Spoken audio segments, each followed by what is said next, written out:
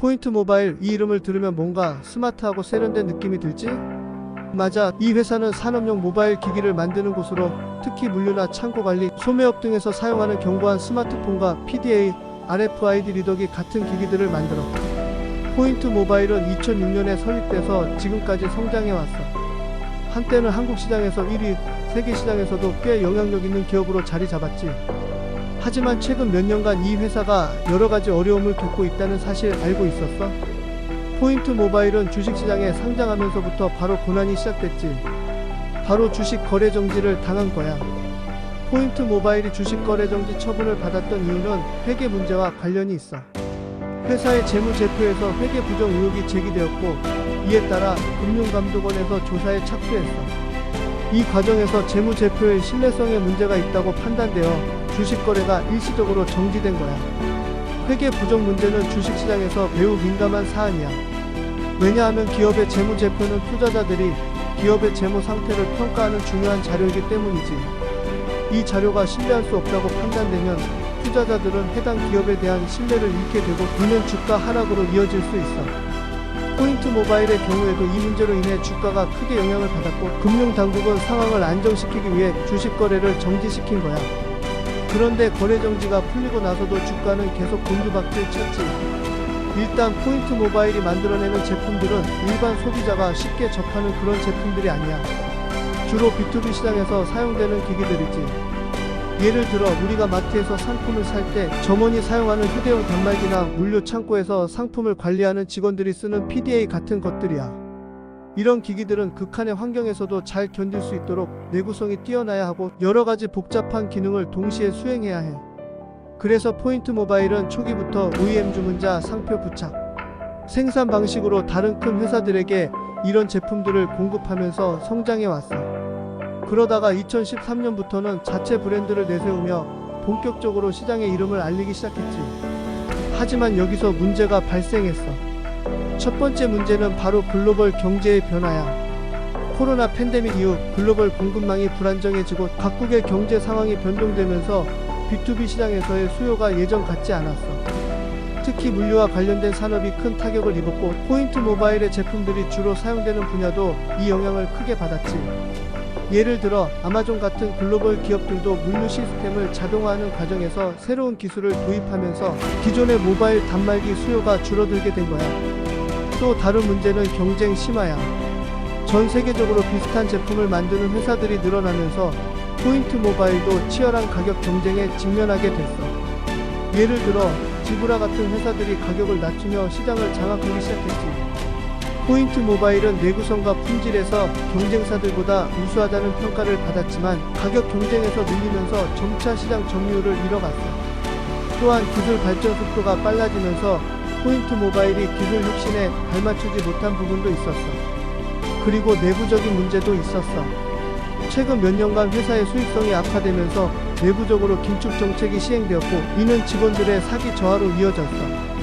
일부 직원들이 이직을 선택하면서 회사 내 핵심 인력들이 빠져나가는 문제도 발생했지. 특히 R&D 연구개발 부서의 인력 유출이 심각했는데, 이는 회사의 기술 혁신 능력을 약화시키는 결과를 가져왔어. 예를 들어 경쟁사들이 인공지능 AI과 IoT 사물 인터넷 기술을 도입해 새로운 제품들을 출시할 때 포인트 모바일은 이에 대응할 준비가 부족했어. 이 외에도 환경적인 문제도 한몫했어. 포인트 모바일은 최근 몇 년간 친환경 제품 개발에 많은 노력을 기울였어. 이는 사회적 책임을 다하기 위한 좋은 시도였지만 현실적으로는 추가 비용이 많이 발생했고, 이로 인해 수익성에 부정적인 영향을 미쳤지. 예를 들어 포인트 모바일은 제품의 생산 과정에서 탄소 배출을 줄이기 위해 새로운 공정을 도입했는데, 이 과정에서 예상치 못한 비용이 발생했고, 이는 회사의 재무 상태에 부담을 줬어. 또한 글로벌 공급망의 불안정도 큰 문제였어. 코로나19 이후 글로벌 공급망이 흔들리면서 부품 조달이 어려워졌고, 이는 생산 차질로 이어졌어. 특히 반도체 부족 현상이 심각했는데, 포인트 모바일의 제품들 대부분이 반도체를 필요로 하잖아. 그래서 생산 일정이 지연되거나 제품 출하가 늦어지면서 고객들에게 신뢰를 잃는 일도 발생했지. 이런 여러가지 문제들이 복합적으로 작용하면서 포인트 모바일의 재무 성과가 크게 악화됐어.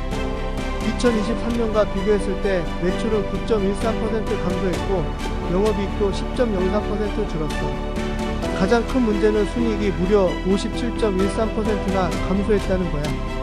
자산과 자본도 줄어들면서 회사의 재무 상태가 더 불안정해졌어. 예를 들어 2023년에는 안정적으로 운영되던 사업부가 2024년에 들어서면서 적자로 전환되었고, 이는 회사 전체의 수익성에 큰 타격을 줬어. 그렇다면 포인트 모바일은 앞으로 어떻게 나아가야 할까? 일단 기술 혁신이 필요해. 경쟁사들이 AI와 IoT 같은 최신 기술을 도입하면서 시장을 선도하고 있는 상황에서 포인트 모바일도 이에 발맞춰야 해. 새로운 기술을 도입해 기존 제품을 업그레이드하거나 새로운 시장을 개척하는 것이 중요해. 예를 들어 헬스케어 분야에서 사용되는 스마트 기기를 개발하거나 물류 시스템의 자동화를 돕는 AI 기반 솔루션을 제공할 수 있어. 또한 글로벌 시장에서의 입지 강화도 필요해. 포인트 모바일은 이미 여러 나라의 제품을 수출하고 있지만 현지화 전략을 강화할 필요가 있어. 각국의 시장 요구에 맞춘 제품을 개발하고 현지 파트너와의 협력을 강화함으로써 더 큰 시장 점유율을 확보할 수 있어. 예를 들어 유럽 시장에서는 환경 규제가 강하기 때문에 친환경 제품을 강화하고, 미국 시장에서는 데이터 보안에 중점을 둔 제품을 개발할 수 있어. 마지막으로 내부적인 변화도 필요해. 회사의 조직 문화를 개선하고 직원들의 사기를 높이는 것이 중요해. 특히 R&D 부서의 인력을 강화하고 이들에게 더 많은 자율성을 부여해 혁신적인 아이디어가 나올 수 있는 환경을 조성해야 해. 예를 들어 구글이나 애플처럼 창의적인 작업 환경을 제공하고 성과에 따른 보상을 강화함으로써 직원들이 더 적극적으로 일할 수 있도록 유도할 수 있어. 포인트 모바일은 지금 어려운 상황에 놓여 있지만 이런 문제들을 극복하고 다시 성장할 가능성도 충분히 있어. 중요한 건 변화에 빠르게 대응하고 혁신을 멈추지 않는 거야.